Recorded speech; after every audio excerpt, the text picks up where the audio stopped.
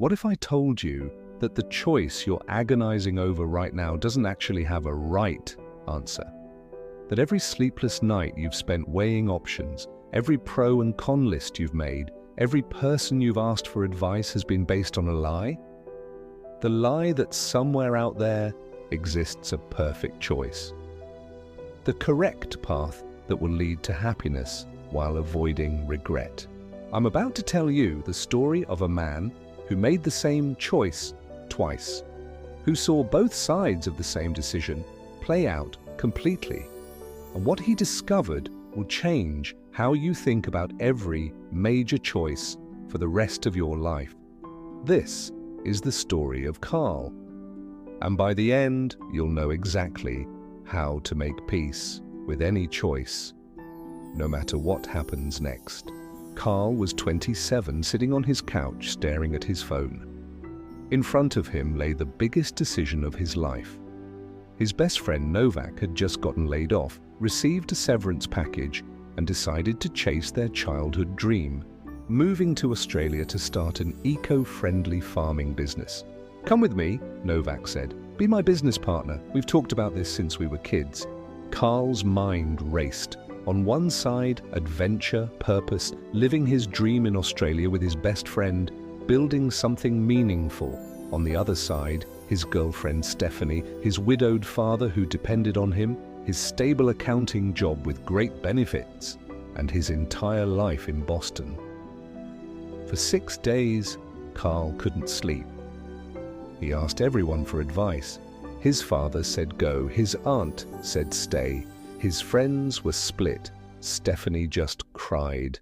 Every option seemed equally right and equally wrong.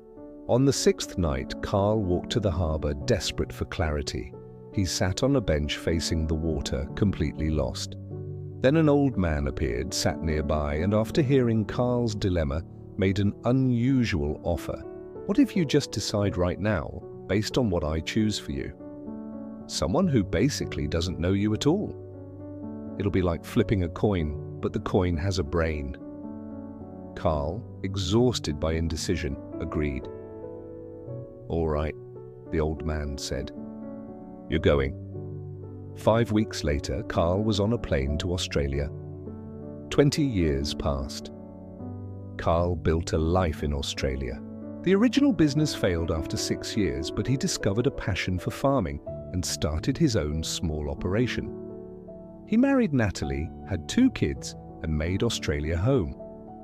But the low income created constant financial stress. His marriage became bitter. He visited his father less and less, missing years of his life. When his father died, Carl flew back for the funeral. At the service, looking at his father's lifeless body, one thought consumed him. What if I had stayed? That night, he found himself back at the same bench by the harbour. Carl fell asleep on the bench and woke to another old man asking if he was okay. Something felt familiar. Carl explained his situation again, the same choice 20 years earlier. Again, the old man offered to decide for him. "All right," the man said, "you're staying." And Carl did stay.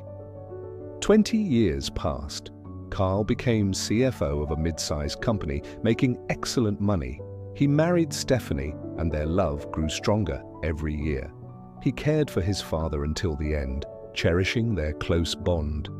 But he never had children. His job felt meaningless and bureaucratic. Old friends drifted away. He felt hollow, bored, socially isolated. At his 48th birthday party, Novak visited from Australia, glowing as he talked about his kids and successful business. "I wish you had been there," Novak said. "You were supposed to be my partner." Carl felt the same crushing regret. What if I had gone? That night, he walked back to the same bench. For the 3rd time, an old man appeared. For the 3rd time, he offered to make the choice. But this time, something was different. Carl felt a strange clarity, as if he had lived both paths before. He could see both futures, The adventure and struggle of Australia, the stability and emptiness of Boston, both had beauty, both had pain, both had meaning, and both had loss. "No," Carl said, "I think I need to decide for myself." "But you said you couldn't figure out which choice was right," the old man replied. "I've spent all this time trying to figure out which choice was right," Carl said. "But maybe there isn't a right choice. Maybe there's just a choice." The old man leaned forward. "What do you mean?" "Maybe some decisions aren't hard because there's a better option, but because there isn't one. I've been worried about regretting my choice, as if I could even know what I'm regretting. But regret would mean there was a right choice and I made the wrong one." Carl looked out at the water, understanding flooding through him. "The truth is, no matter which path I choose, I'll be there. And if I'm there, there will always be something to love and something to dread. The only thing to regret would be not making the decision for myself." "So how do you choose now?" the old man asked. "I do my best, pick one, and move on," Carl replied. "It won't be a chance. It won't be certain. It'll be somewhere in between. And that will be the right choice, because it's mine." Carl stood up from the bench. For the first time in weeks, he felt at peace. He walked home, called Novak, and gave him his answer. Not because it was the perfect choice, not because he knew how it would turn out, but it was his choice to make. Here's what Carl learned, and what you need to understand. There is no perfect choice. Every path you don't take will always look better in your imagination. Every choice you make will have consequences you can't predict. Every decision will bring both joy and regret. But the regret of letting someone else decide for you, whether it's a parent, a friend, or even fear itself, that regret will haunt you forever. The peace you're looking for isn't in finding the right choice. It's in owning the choice you make. Stop asking everyone else what you should do. Stop waiting for a sign. Stop looking for guarantees that don't exist. Here's your new framework. Accept that both options have value and cost. Gather the information you need, but set a deadline. Make the choice that feels most aligned with who you want to become. Own it completely. No looking back, no what-ifs. The moment you truly own your choice, regret becomes impossible, because regret requires believing there was a better option you missed. But when you choose consciously, when you step into your decision with full ownership, every outcome becomes part of your story.